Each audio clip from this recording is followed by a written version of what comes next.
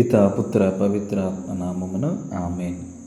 క్రీస్తునాని యందు ప్రియ సహోదరి సహోదరులారా, పునీత అగస్త్యుని గారు చెప్పిన మాటను ఆధారంగా చేసుకొని తపస్కాలపు మొదటి ఆదివారపు వాక్యాన్ని ధ్యానం చేద్దాం. మానవిక జీవితంలో ప్రలోభం అనేది కేవలం ఒక బాహ్య ఆకర్షణ కాదు, అది మన హృదయంలోనే ప్రారంభమయ్యే అంతర్గత పోరాటం. యాకోబు పత్రికలో 1వ అధ్యాయం 14వ వచనంలో, తన దుష్టవాంఛలచే తానే ఆకర్షింపబడి చిక్కుకున్నప్పుడు మానవుడు శోధింపబడను, అప్పుడు ఆ దుష్టవాంఛ నుండి పాపము జనించను. అంటే ప్రలోభం బయట నుంచి వస్తున్నట్టు కనిపించినా దానికి స్పందించే బలహీనత మనలోనే ఉంది. చిన్ననాటి నుండి అమాయక కోరిక నుండి ప్రారంభమైన ఈ అంతర్గత పోరాటం వయసుతో పాటు మరింత సంక్లిష్టమవుతుంది. ఇది చేసిన ఏమవుతుంది అనే ప్రశ్న ఒక సాదాసీద ఆలోచన కాదు, అది మన స్వేచ్ఛను పరిరక్షించే క్షణం. ఆదికాండము 3వ అధ్యాయంలో అవ్వ అనుభవించింది ఇదే. తన కనులకు ఆ యొక్క పండు ఎంతో రమ్యముగా కనిపిస్తుంటుంది. ప్రలోభం ఎప్పుడు భయంకరమైన రూపంలో రాదు, అది అందమైన రూపంలోనే వస్తుంది. కానీ దాని ఫలితము విరాహం, దేవునితో సంబంధ విరాహం. అగస్త్యుని యొక్క నిజాయితీ వినయపూర్వక ఆత్మ పరిశీలన. పునీత అగస్త్యుని గారు తన బలహీనతను దాచిపెట్టలేదు. ముఖ్యముగా భోజనాసక్తి విషయాలలో ఆయన చెప్పిన మాటలు మన హృదయాన్ని తాగుతాయి. ఆహారం అవసరం, కానీ అవసరానికి మించి కోరిక పాపానికి ద్వారం కావచ్చు. సామెతల గ్రంథములో 25వ అధ్యాయము 28వ వచనములో, తనను తాను అదుపులో పెట్టుకొనలేనివాడు ప్రాకారములు లేకుండా రక్షణను కోల్పోయిన నగరము వంటివాడని వాక్యం చదువుతాం. ఆత్మ నియంత్రణ లేకపోతే మన జీవితము రక్షణ లేని నగరంలా అవుతుంది. పునీత అగస్త్యుని గారు ఒప్పుకున్నది ఇదే. నేను బలహీనులను, కానీ ఆయన నిరాశ చెందలేదు. పునీత పౌలు గారు రోమిలికి రాసిన లేఖలో 7వ అధ్యాయము 24-25 వచనములో ఆయన చెప్పిన విధముగా, అయ్యో నేను దురుద్దేశుడను, కానీ మన ప్రభువైన యేసుక్రీస్తు ద్వారా దేవునికి కృతజ్ఞతలు. బలహీనతను ఒప్పుకోవటం పరాజయం కాదు, అది కృపకు ద్వారం. యేసు ప్రభు శోధింపబడిన రక్షకుడు. మత్తయి సువార్త 4వ అధ్యాయంలో యేసు శోధింపబడిన సంఘటన మనకు గొప్ప ఆత్మీయ పాఠం. సాతాను మొదట శరీర అవసరాన్ని లక్ష్యంగా పెట్టుకున్నాడు, ఆకలి, తర్వాత గర్వాన్ని, చివరకు అధికార ఆకాంక్షను. ఇవే మనిషి జీవితంలోని ప్రధాన 3 ప్రలోభాలు: శరీరాసక్తి, అహంకారము, లోకమహిమ ఆకాంక్ష.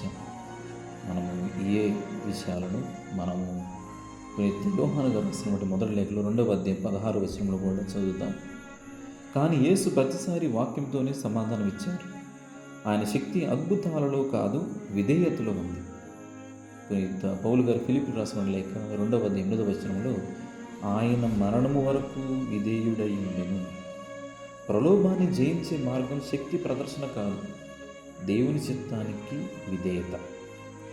ఉపవాసం శరీర నియమం కాదు, ఆత్మశిక్షణ. ఉపవాసం అనేది కేవలం భోజనం తగ్గించడం కాదు, అది మన కోరికలను దేవుని చిత్తానికి లోబరచడం. మత్తయి సువార్తలో మనం చదువుతాము, యేసు ఉపవాసం గురించి బోధించినప్పుడు అది ప్రదర్శన కోసం కాకుండా రహస్య ఆత్మీయ సాధనముగా ఉండాలని చెప్పారు.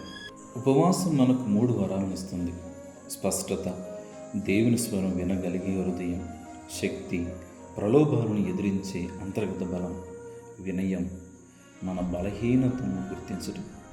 దావీదు మహారాజు 51వ అధ్యాయము 10వ వచనంలో ఇలా ప్రార్థన చేస్తారు: దేవా, నాలో నూతన హృదయాన్ని సృజింపుమని. ఉపవాసం ఆ ప్రార్థనకు కార్యలు. ప్రలోభం శత్రువా లేక శిక్షణ అని ఆలోచన చేస్తే ప్రలోభం ప్రమాదకరమే, కానీ దాన్ని జయించినప్పుడు అది మన విశ్వాసాన్ని బలపరుస్తుంది. యాకోబు పత్రికలో మనం 1వ అధ్యాయం 12వ వచనంలో వాక్యాన్ని చదివినప్పుడు, శోధనకు గురైనను విశ్వాసము కోల్పోని వ్యక్తి ధన్యుడు. ప్రతి విజయము మన ఆత్మను శుద్ధి చేస్తుంది. బంగారము అగ్నిలో శుద్ధి చేయబడినట్లే విశ్వాసం శోధనలో పరిశుద్ధమవుతుంది. ఈ యొక్క తపస్కాలము అంతర్గత యుద్ధానికి పవిత్ర సమయం. తపస్కాలం కేవలం ఆచరణ సమయం కాదు, అది అంతర్గత యుద్ధానికి సిద్ధమయ్యే కాలం.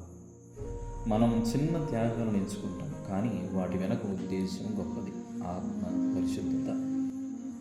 ఆత్మ చేత నడవండి, అప్పుడు శరీర కోరికలను నెరవేర్చరు అని మనకు పునీత పౌలు గారు గలతీ రాసిన లేఖలో 5వ అధ్యాయము 16వ వచనంలో చదువుతాం.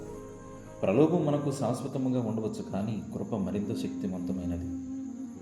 మనల్ని ప్రేమించిన వారి ద్వారా మనం సమస్తములను జయించు వారమై ఉన్నామని పౌలు గారు చెబుతారు. కాబట్టి ప్రియ సహోదరి సహోదరులారా, వినయముతో విజయానికి మార్గం. పునీత అగస్త్యని గారు తన బలహీనతను ఒప్పుకున్నాడు, కానీ ఆశను కోల్పోలేదు. ఆయన దృష్టి తనపై కాక దేవుని కృపపై నిలిచింది. మనము కూడా ప్రతిరోజు ఇలా ప్రార్థించవచ్చు: ప్రభువా, నేను బలహీనుడను, కానీ నీ కృప నాకు చాలును. ప్రలోభం మన దైనంద యథార్థం, కానీ కృప మన శాశ్వత ఆధారం. తపస్కాలంలో చిన్న త్యాగాల ద్వారా మన హృదయాన్ని శుద్ధి చేసుకొని దేవుని వాక్యముతో జీవించుదాం. శరీరానికి కాదు, ఆత్మకు ఆహారం కావలసిన కాలం ఇది. పోరాటం ప్రతిరోజు ఉంటుంది, కానీ విజయం దేవుని కృపలోనే ఉంటుంది. ప్రలోభాలకు దూరముగా ఉండి శోధనలు జయించడానికి దేవుని వాక్కు మీద ఆధారపడి జీవించుదాం. దేవుడు మిమ్మందరిని దీవించి కాచి కాపాడునుగాక. ఆమేన్.